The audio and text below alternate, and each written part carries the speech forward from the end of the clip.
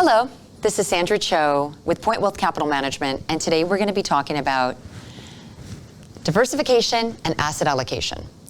And some people get diversification and asset allocation mixed up. Diversification is simply having stocks, bonds, and cash. If you have these three elements, then you are technically diversified. How much stocks, bonds, and cash you have really depends on whether you are a growth investor, a middle-of-the-road moderate investor, or whether you're a conservative investor. And that really depends on how much up and down volatility and risk you personally can take on without stressing out too much. So if you're a growth investor, you might have more stocks than you have bonds. If you're a middle-of-the-road investor, you might have what we call a 60-40 portfolio, which is about 60% stocks, 40% bonds.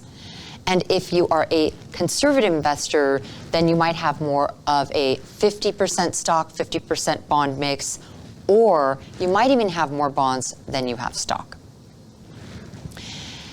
Now we come to what's known as asset allocation.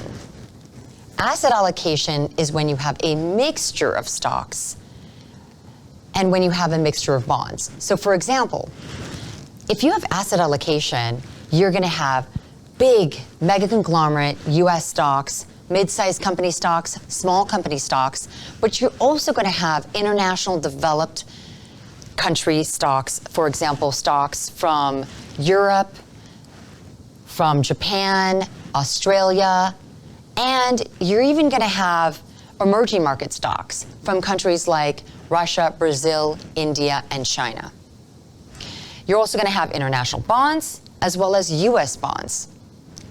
And if you are broadly diversified, you are also going to have some alternative investments. Alternative investments is anything other than just plain stocks and bonds. So for example, energy, commodities like gold and precious metals, and alternative investments such as structured notes that are index CDs, maybe tied to equities or stocks.